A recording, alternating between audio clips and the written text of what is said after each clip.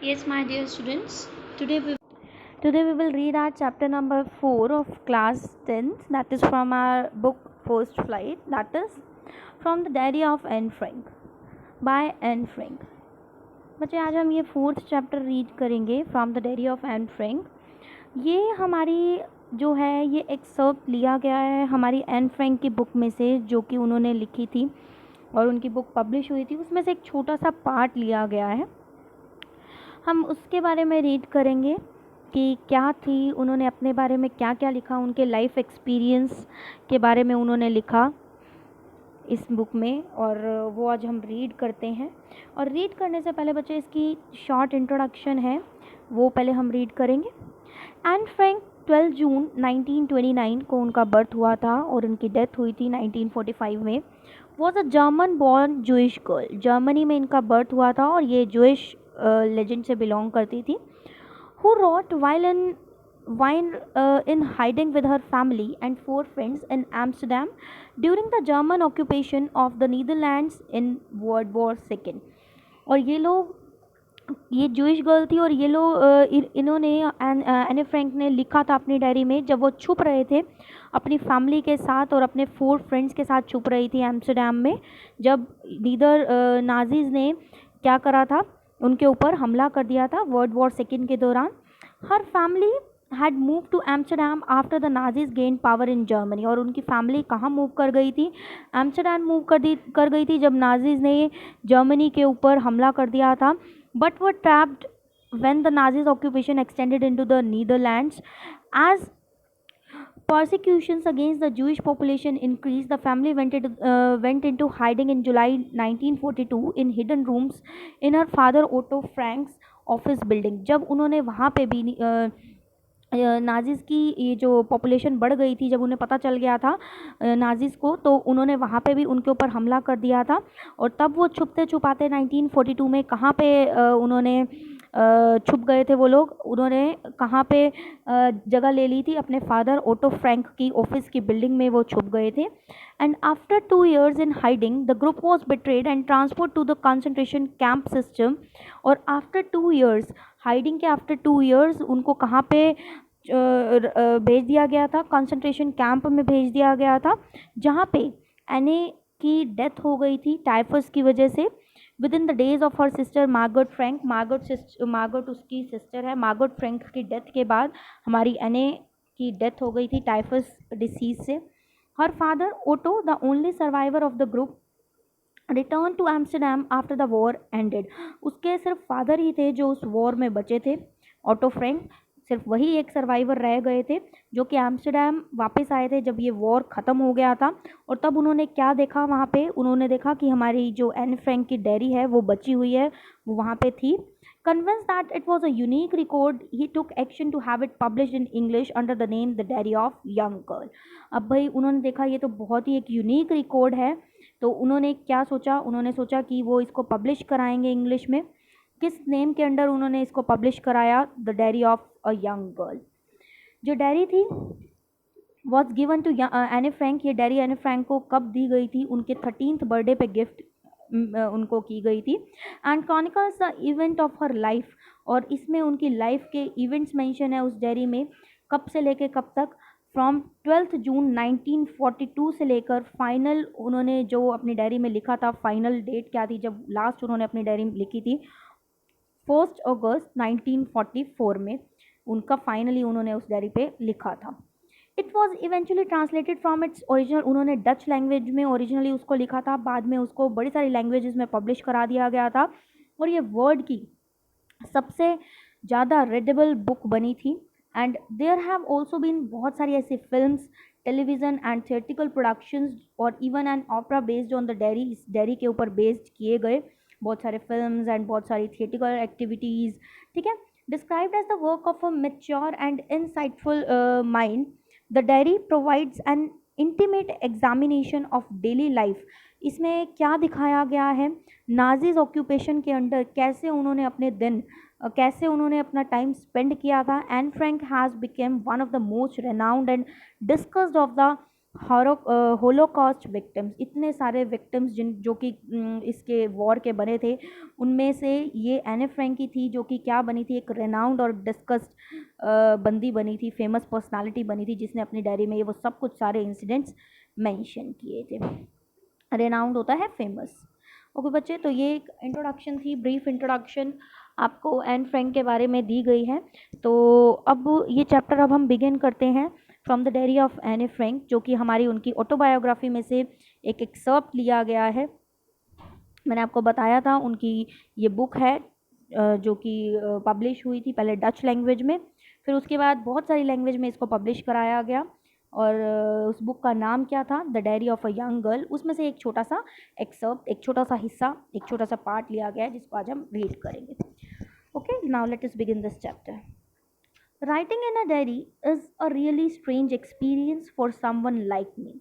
Now, what the author is saying, what our Anne Frank is saying, that she is saying that diary में लिखना एक अपने आप में एक बहुत ही स्ट्रेंज सा एक्सपीरियंस है मेरे जैसों के लिए। तो not only because I have never written anything before, but also because it seems to me that later on neither I nor anyone else will be interested in the musings of a 13 years old school girl. इसलिए नहीं क्योंकि मैंने आज से पहले कभी लिखा नहीं है, बल्कि इसलिए कि एक बार लिखने के बाद ना ही मैं ना ही कोई और एक 13 ईयर ओल्ड लड़की की, स्कूल गर्ल की म्यूजिंग्स में इंटरेस्ट रखेगा। म्यूजिंग्स बच्चे क्या होती हैं, अ पीरियड ऑफ रिफ्लेक्शन और thoughts, you can say that. Musings क्या होती हैं, लिख लीजिए, what is the meaning of musings. Musings का मतलब होता है a period of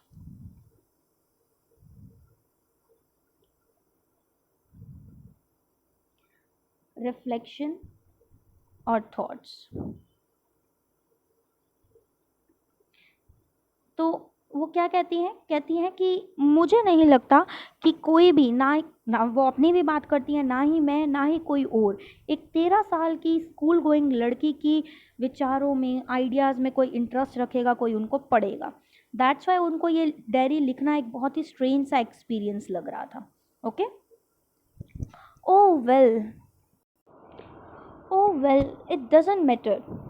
I feel like writing and I have an even greater need to get all kinds of things off my chest. अब भाई उसको, वो कहती है मुझे ये चीज़ मैटर नहीं करी, मुझे मन कर रहा था लिखने का, मेरी फीलिंग हो रही थी राइटिंग की, तो भाई मैंने कहा मुझे तो लिखना ही है। और मुझे मेरी अंदर से जो चीज़ें थी, जो मेरे अंदर दबी हुई थी, वो मुझे कहीं ना कहीं तो किसी ना किसी के साथ तो शेयर करनी ही थी, मुझे अपने अंदर से निकालनी ही थी। तो दैट्स वाई मैंने लिखना शुरू कर दिया, डायरी लिखना मैंने शुरू कर दिया। आगे देखिए, paper has more patience than people. I thought of this saying on one of those days when I was feeling a little depressed and was sitting home with my chin in my hands, bored and listless, wondering whether to stay in or go out. भाई एक दिन मैं बहुत ज़्यादा भाई depress थी, bore हो रही थी, लिस्टलेस थी, मतलब कुछ इंटरेस्ट नहीं, लेथार्जिक सा फील हो रहा था, मुझे एनर्जी नहीं लग रही थी मेरे अंदर। तो मैं तब सोच रही थी कि मैं घर में ही रुकूँ या घर से बाहर जाऊँ। तब मेरे माइंड में आया कि जो पेपर है, पेपर में ज़्यादा पेशेंस होता है एज़ कम्पेयर टू पीपल के कंपैरेटिवली पेपर जो है वो ज़्यादा पेशेंस वाला होता है।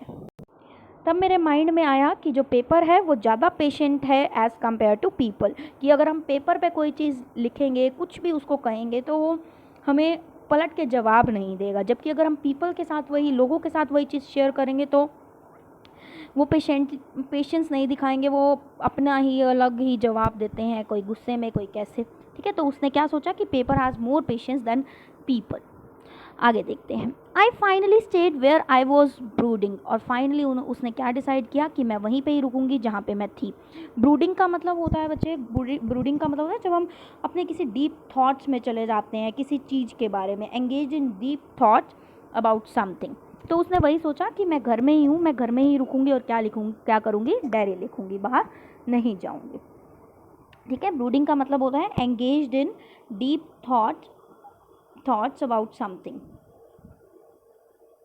engaged in deep thoughts about something। ठीक है बच्चे, आगे देखिए। Yes, Paper does have more patience, and since I am not planning to let anyone else read the stiff backed notebook grandly referred to as a diary, unless I should ever find a real friend, it probably won't make a bit of difference. अब वो क्या कहती है हाँ, paper में ज़्यादा patience है लोगों के कंपैरेटिव, सिंस इसलिए मैं प्लान कर रही हूँ कि मैं प्लान नहीं करती कि कोई मेरी ये जो स्टिफ्ड बैग नोटबुक है, जिसको मैं क्या रेफ़र कर रही हूँ, जिसको मैं डायरी का नाम दे रही हूँ, डायरी थी स्टिफ्ड बैग, इसलिए इसने इसको इसलिए बोला है क्योंकि जो इसका कवर है वो एक उससे बना हुआ है, कार्डबोर्ड से जैसे बना हुआ है, अच्छे से वो कवर्ड अप है, दैट्स वाई उसकी जो बैग है वो स्टिफ्ड है, जिसको वो बड़ी ही प्राइड के साथ ग्रैंडली क्या नाम दे रही हैं, डायरी नाम दे रही हैं। बहुत ही कहते हैं ना कि प्रेशियस चीज़ उसको मान रही हैं। ठीक है, तो वो कहती हैं कि मैं अपनी फीलिंग्स अब किसी के साथ शेयर नहीं कर सकती, मेरी कोई फ्रेंड नहीं है क्लोज फ्रेंड जिसके साथ मैं अपनी फीलिंग्स को शेयर कर सकूं, दैट्स वाई मैं अपनी सारी फीलिंग्स किस में पोर आउट करूँगी, उस डायरी में पोर आउट करूँगी। ठीक है बच्चे, आगे देखते हैं। Now I am back to the point that prompted me to keep a diary in the first place. I don't have a friend. और मैं वापस से अपने पॉइंट पे आती हूँ जिसने मुझे प्रॉम्प्ट किया डायरी रखने में, कि मतलब मैं डायरी मेंटेन करूँगी। And what was that main point, कि मेरी कोई फ्रेंड नहीं थी जिसके साथ मैं अपनी फीलिंग्स को क्या कर सकूँ, शेयर कर सकूँ। मेरी कोई ऐसी क्लोज फ्रेंड नहीं थी जिसके साथ मैं अपनी फीलिंग्स शेयर कर सकूँ। दैट्स वाई मैंने क्या डिसाइड किया कि मैं क्या लिखूँगी, मैं डायरी लिखूंगी जिसमें मैं अपनी सारी फीलिंग्स को पोर आउट कर दूंगी, जॉट डाउन कर दूंगी अपने मेरी जो भी जितनी भी बातें होती हैं उनको। आगे देखते हैं। Let me put it more clearly, since no one will believe that a 13-year-old girl is completely alone in the world.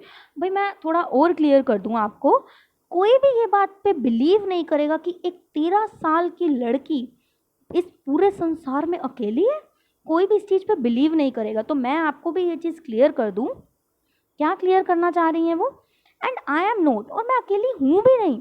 I have loving parents and a 16 years old sister, मेरे लविंग पेरेंट्स हैं, 16 years की मेरी sister है, and there are about 30 people I can call friends, और मेरे around at least 30 लोग हैं जिनको मैं अपना क्या कहती हूँ कि ये मेरे फ्रेंड्स हैं। ठीक है, लेकिन कोई ऐसा फ्रेंड नहीं है मेरा, कोई ऐसा बंदा नहीं है जिसके साथ मैं अपनी फीलिंग्स क्या कर सकती हूँ, शेयर कर सकती हूँ, अपनी मेरी जो प्रॉपर बातें हैं जो मेरे डीप हार्ट में हैं उनको शेयर कर सकूँ। आई हैव अ फैमिली, मेरी फैमिली है, लविंग आंट्स हैं, अच्छा घर है मेरा।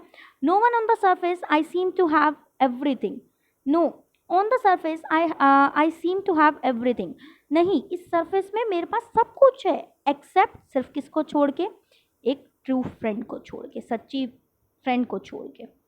All I think about when I am with friends is having a good time. मैं क्या सोचती हूँ, मैं जब यही सोचती हूँ, जब भी मैं अपनी फ्रेंड्स के साथ होती हूँ तो मेरा अच्छा टाइम स्पेंड होता है। I can't bring myself to talk about anything but ordinary everyday things. सिर्फ क्या होता है मेरे साथ, मैं अपनी फ्रेंड्स के साथ नॉर्मल बातें शेयर कर पाती हूँ, डेली रूटीन की जो बातें होती हैं, एवरीडे टॉक्स होती हैं, मैं सिर्फ वही बातें शेयर कर पाती हूँ जो मेरी डीप फीलिंग्स होती हैं, जो मेरे मन के अंदर होती हैं, मैं उनको अपने फ्रेंड्स के साथ शेयर नहीं कर पाती हूँ। सो इससे हमें पता चलता है हमारी Anne Frank was kind of a introvert girl, है ना, शाय थी वो अपनी फीलिंग्स को शेयर नहीं करती थी अपने फ्रेंड्स के साथ। ठीक है ना, तो she was an introvert kind of girl who doesn't share her feelings with anyone. ठीक है बच्चे, आगे देखते हैं। All I think when I having a good guy, ठीक है, we don't seem to be able to get any closer and that's the problem. और यही मेरी प्रॉब्लम है कि मैं किसी से इतनी ज़्यादा क्लोज नहीं हो पाती हूँ कि मैं उससे अपनी दिल की बातें शेयर कर सकूं। May be it's my fault, शायद ये मेरा ही फॉल्ट है कि हम लोग एक दूसरे में इतना कॉन्फिडेंट नहीं है, हम एक दूसरे में अपने फ्रेंड्स में आपस में इतने कॉन्फिडेंट नहीं है कि हम एक दूसरे से अपनी बातों को शेयर कर सके, डीप बातों को शेयर कर सके। In any case that's just how things are, जो भी है ऐसी ही हैं चीज़ें, मैं क्या कर सकती हूँ। And unfortunately they are not liable to change, और अनफॉर्चुनेटली भाई वो चेंज तो होंगी ही नहीं, जो हैं जैसी हैं चीज़ें वैसी ही रहेंगी। दिस इज़ वाई, और यही रीज़न था कि मैंने डायरी लिखना शुरू किया। To enhance the image of this long awaited friend in my imagination, I don't want to jot down the facts in this diary the way most people would do. अब भाई अपनी एक लॉन्ग अवेटेड, जिसका मुझे काफ़ी time से इंतज़ार था, इसकी इमेज को एनहांस करने के लिए मैं नहीं चाहती थी कि मैं इसमें अपने जो मेरे फैक्ट्स हैं डायरी में वैसे डाल दूं, वैसे लिख दूं जैसे कि बहुत से लोग करते हैं, जैसे कि बहुत से लोग डायरी में लिखते हैं। But I want that diary to be my friend. मैं तो चाहती थी कि ये जो डायरी है वो मेरी क्या बने, बेस्ट फ्रेंड बने, अच्छी फ्रेंड बने। इसलिए मैंने उसको नाम दिया, और उसको क्या नाम दिया मैंने अपनी डायरी को, किटी। क्योंकि वो उसको नॉर्मली डायरी नहीं रखना चाहती थी, उसको क्या बनाना चाहती थी, अपना फ्रेंड बनाना चाहती थी, जिसके साथ वो अपनी सारी फीलिंग्स क्या कर सके, शेयर कर सके। ओके, आगे देखते हैं। Yes, since no one would understand a word of my stories to Kitty if I were to plan right in, I would better provide a brief sketch of my life, much as I dislike doing so. भाई अगर मैं ऐसे ही start कर देती अपनी diary में लिखना without any introduction, कुछ नहीं, जहाँ आज एट प्रेजेंट जिस डेट पे मैं हूँ उस डेट से मैं लिखना शुरू कर देती, तो कोई भी वो समझ नहीं पाएगा कि मैंने क्या लिखा हुआ है। ठीक है, तो दैट्स वाई मुझे क्या करना था, मैंने थोड़ा सा ब्रीफ स्केच दिया अपनी लाइफ के बारे में, जो कि मुझे देना बहुत ही बेकार लगता था, गंदा लगता था, फिर भी मुझे देना पड़ा। ठीक है, तो अब उसने शुरू कर दी अपनी डायरी, और क्या लिखना शुरू किया। My father, the most adorable father I have ever seen, didn't marry my mother until he was 36 and she was 25। मेरे फादर जो कि सबसे एडोरेबल फादर हैं, सबसे अच्छे फादर हैं, उन्होंने मेरी माँ के साथ कब शादी करी, जब वो 36 के थे और मेरी मदर 25 की थी। तो बता रही हैं वो कि उसकी उनके फादर और उनकी मदर की शादी कब हुई थी। My sister Margaret was born in Frankfurt in Germany in 1926। मेरी सिस्टर, उसकी सिस्टर का नाम मार्गरेट, वो कहाँ पे उनका बर्थ हुआ था, फ्रैंकफर्ट में, जर्मनी में 1926 में। और उनका खुद का बर्थ, एनी फ्रैंक का बर्थ कब हुआ था, 12 जून 1929 को। ठीक है, I was born on 12 June 1929। I lived in Frankfurt until I was 4। 4 साल तक मैं कहाँ पे रही, फ्रैंकफर्ट में ही रही। माई फादर एमिग्रेटेड टू हॉलैंड इन 1933। और मेरे फादर कहाँ पे चले गए, कहाँ पे जाके बस गए, हॉलैंड में। 1933 में वो वहाँ पे बस गए, हॉलैंड में।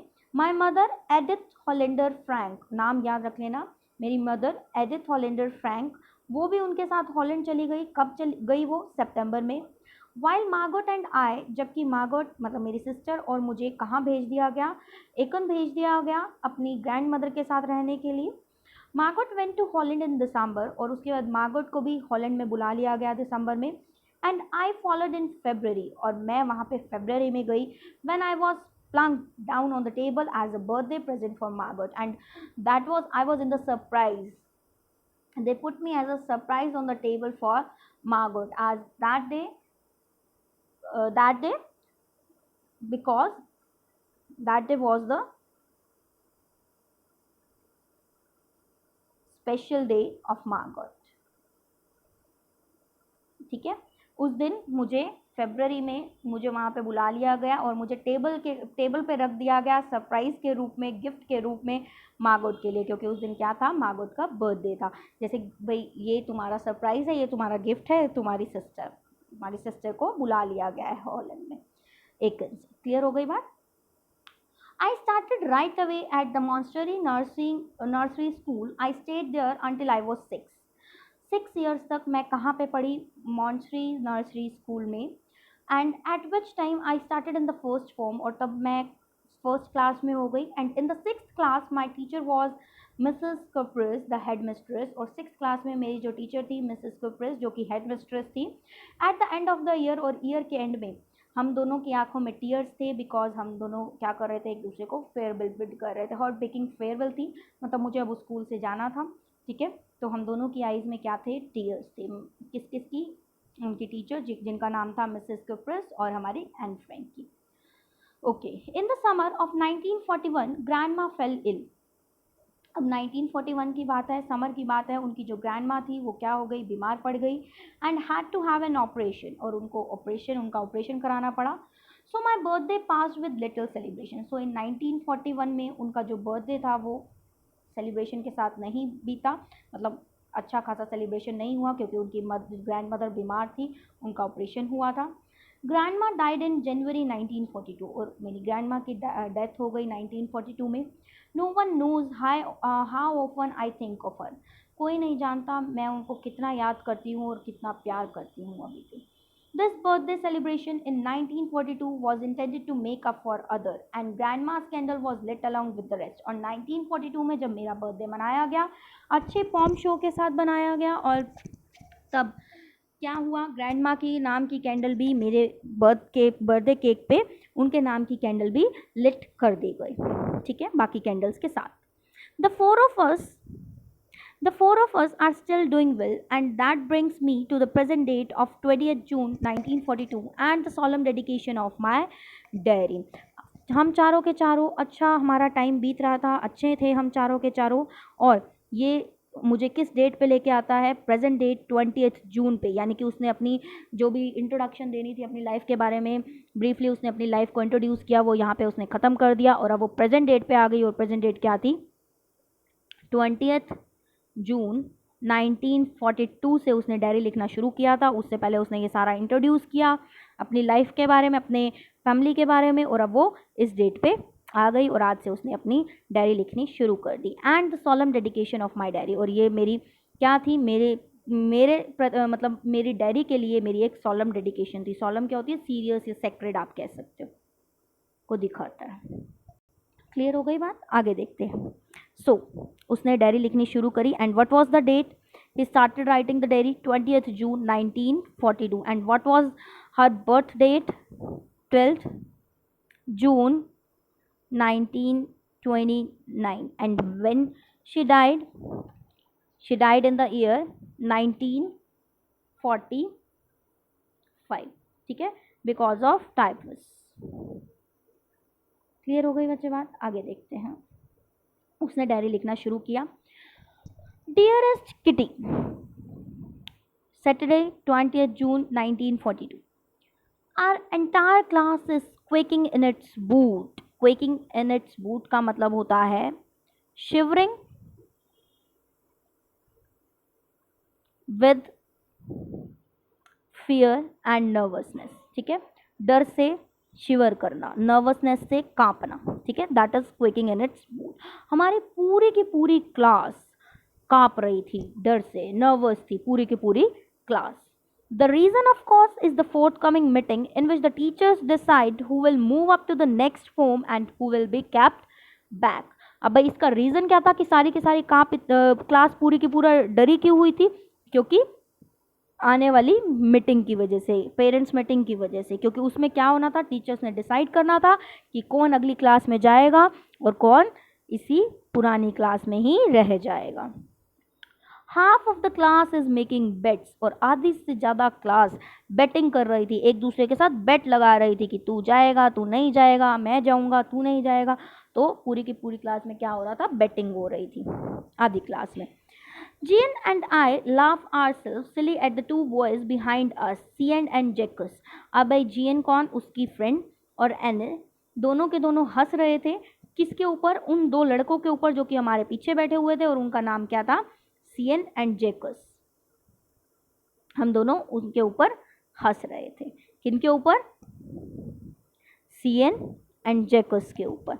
Jean उसकी फ्रेंड और एने दोनों के दोनों किसके ऊपर हंस रहे थे, उन दोनों लड़कों के ऊपर हंस रहे थे जो कि उसके पीछे बैठे हुए थे। और क्यों हंस रहे थे, who have stacked their entire holiday savings on their bed, क्योंकि उन्होंने अपनी पूरी की पूरी सेविंग्स, हॉलीडे में जो भी उन्होंने पैसे सेव किए थे वो किस पे लगा दिए थे, दाव पे लगा दिए थे, बेट पे लगा दिए थे कि तू पास होगा, मैं पास नहीं होऊंगा, या इसके ऊपर उन्होंने लगा दिए थे। From morning to night it's you are going to pass, no I am not, yes you are, no I am not.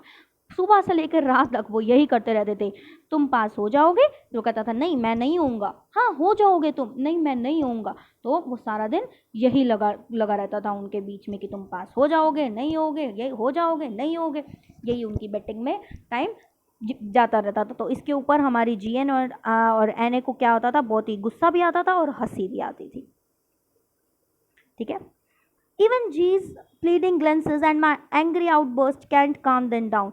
Even जी की रिक्वेस्ट प्लीडिंग्स के बावजूद भी और मेरे एंग्री, मैं कई बार गुस्सा हो जाती थी उनके ऊपर भी, उनसे भी वो लोग शांत नहीं हुए. वो कॉन्टिन्यूली किस में लगे रहे, अपनी बेटिंग एंड ऑल में लगे रहे.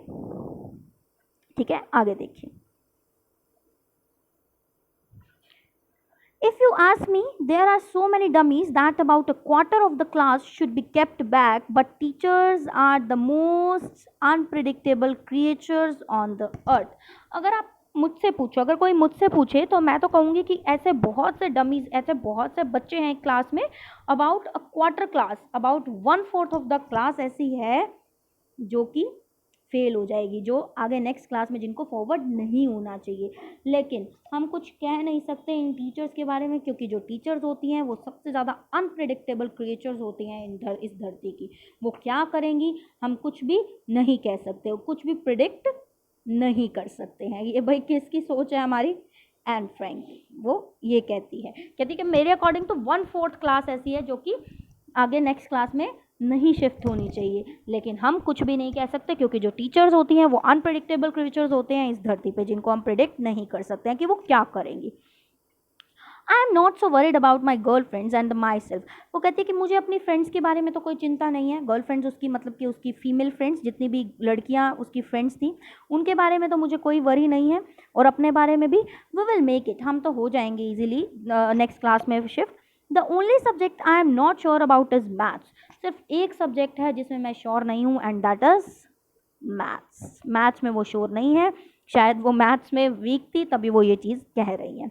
Anyway, all we can do is to wait. Anyway, अब हम कर ही क्या सकते हैं, वेट ही कर सकते हैं. Until then we keep telling each other not to lose heart. तब तक हम एक दूसरे को यही कह रहे थे कि भाई होप लूज मत करो, हर्ट लूज मत करो, जो होगा अच्छा ही होगा.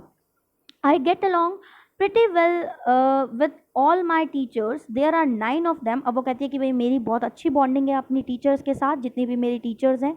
There are 9 of them. बताती है कि मेरी 9 टीचर्स हैं, जिनमें से 7 men हैं और 2 women हैं. Mr. Keesing, the old fogey who teaches me maths, was annoyed with me for ages because I talked so much. अब मिस्टर कीसिंग जो कि उनको मैथ्स पढ़ाते हैं, ओल्ड फोगी का मतलब होता है old fashion person. Old foggy का मतलब ओल्ड फैशन पर्सन है जो कि हमें मैथ्स पढ़ाते हैं. वो उनके साथ मेरी थोड़ी बनती नहीं है, वो मेरे से गुस्सा रहते हैं, काफ़ी समय से मेरे से गुस्सा है, क्योंकि मैं उनकी क्लास में बहुत ज़्यादा बात करती हूँ, क्योंकि मैं बहुत ज़्यादा चटर बॉक्स हूँ. इस वजह से उनकी और मेरी बनती नहीं है. वो मुझसे क्या रहते हैं, एनॉयड, गुस्सा रहते हैं. आफ्टर सेवरल वार्निंग्स ही असाइन मी एक्स्ट्रा होमवर्क. इतनी वार्निंग्स के बाद, वो मुझे काफ़ी वार्न कर चुके थे कि मत बोलो क्लास में, मत बोलो क्लास में. एट लास्ट उन्होंने मुझे क्या असाइन किया, एक्स्ट्रा वर्क असाइन किया पनिशमेंट के रूप में. ठीक है, कि मैं उनकी क्लास में बहुत बोलती हूँ. और क्या वर्क दिया, एन ऐसे ऑन द सब्जेक्ट और चैटर बॉक्स. उन्होंने क्या मेरे को वर्क दिया कि मुझे ऐसे लिख के आना है, किस सब्जेक्ट के ऊपर, किस टॉपिक के ऊपर, चैटर बॉक्स के ऊपर. और chatter box, what can you right about that. अरे यार, तुम इसके बारे में क्या लिख सकते हो. I would worry about that letter. चलो इसके बारे में बाद में सोचूंगी. आई डिसाइडेड, मैंने सोचा. I jotted down the title on my notebook. मेरे पास जो नोटबुक थी, मैंने उसके ऊपर वो टाइटल लिख दिया, अ चैटर बॉक्स, और उसको अपनी नोटबुक को बैग में डाल दिया. Tucked it in my bag and try to keep quiet. उसको अपने बैग में टक कर दिया, डाल दिया नोटबुक को, और चुप रहने की कोशिश की. That evening after I had finish the rest of my homework, और घर पे जब मैंने उस शाम को अपना सारा काम ख़त्म कर लिया, द नोट अबाउट द ऐसे कॉट माई आई. अब वो जो ऐसे का नोट जो मैंने लिखा था, टाइटल लिखा था, उसकी तरफ मेरा ध्यान चला गया. I began thinking about the subject while chewing the tip of my fountain pen. अब भाई मैं उसके बारे में सोचने लग गई, और जो फाउंटेन पेन की जो टिप थी, कहाँ थी, मेरे माउथ में थी. मैं उसके बारे में सोच रही थी कि मैं क्या लिखूँ. Anyone could ramble on and leave big spaces between the words, but the trick was to come up with convincing argument to prove the necessity of talking. Ramble on का मतलब क्या होता है, talk और write aimlessly for long. भाई कहती है वो, कोई भी, मैं भी ऐसा कर सकती हूँ या कोई भी ऐसा कर सकता है, इतने बड़े बड़े स्पेसेस छोड़ के और बहुत कुछ लिख जाए. बिना किसी लॉजिक के कुछ भी लिख दो। लेकिन मैं ऐसा करना नहीं चाहती थी, मैं कुछ ऐसा लिखना चाहती थी जिससे कि मेरी जो नेसेसिटी है बात करने की, जो मेरी बोलने का, कहते हैं ना कि भाई बच्चों को बोलना भी एक नेसेसिटी है, तो मैं उस चीज़ को प्रूव कर सकूँ अपने सर को कि भाई ये भी एक ज़रूरत ही है, भाई इसके बिना नहीं रह सकते हम बच्चे। ठीक है, तो मैं ऐसा कुछ लिखना चाहती थी जिससे कि जो मेरे सर हैं वो मेरी बात से कन्विंस हो जाए, मेरे मैं इतने अच्छे तरीके से लिखूँ, लॉजिकल लिखूँ कि वो मेरी बात से कन्विंस हो जाए और उनको लगे हाँ भाई ये बंदी ठीक है, इसको बोलने देना चाहिए क्लास में, नेसेसिटी है भाई बोलना। ठीक है, तो इससे हमें पता चलता है, इससे हमें एक और क्वालिटी उसकी सामने आती है हमारी एन फ्रैंक की, दैट इज़ वो इंटेलिजेंट है। वो जो लिखना चाहती है अपने ऐसे में वो लॉजिकल लिखना चाहती है, इलॉजिकल बातें नहीं लिखना चाहती। कहती है कि भाई गैप्स दे दे के भी मैं लिख सकती हूँ, बहुत बड़ा बना सकती हूँ ऐसे को, लेकिन मैं ऐसा नहीं लिखना चाहती। मैं कुछ ऐसा लिखना चाहती हूँ, कोई कन्विंसिंग आर्ग्यूमेंट के साथ मैं बाहर आना चाहती हूँ, जो कि क्या दिखाए, जो कि ये प्रूव करे मेरे सर को नेसेसिटी ऑफ टॉकिंग के बारे में, प्रूव करके दिखाऊँ उनको कि भाई ये बोलना भी बहुत ज़रूरी है। आई थॉट एंड थॉट, मैंने सोचा, बहुत सोचा, and suddenly I had an idea, और सडनली मेरे माइंड में एक आइडिया आया। आई रोट द 3 पेजेस, मैंने 3 पेजेस लिखे उसके बारे में। मिस्टर कीसिंग हैज़ असाइन मी, जो उन्होंने मुझे असाइन किया था उसके बारे में मैं 3 पेजेस का ऐसे लिख दिया, एंड वॉज सेटिस्फाइड, और मुझे बड़ी सेटिस्फेक्शन हुई वो ऐसे लिख के। I argue that talking is a students trait, और मैंने उसमें क्या लिखा, आर्ग्यू किया कि जो बात करना होता है, टॉकिंग जो होती है वो स्टूडेंट की तो क्वालिटी है भाई, ट्रेट है स्टूडेंट का, and that I would do my best to keep it under control, और मैं अपना पूरी कोशिश करती भी हूँ उसको अपने कंट्रोल में रखने की।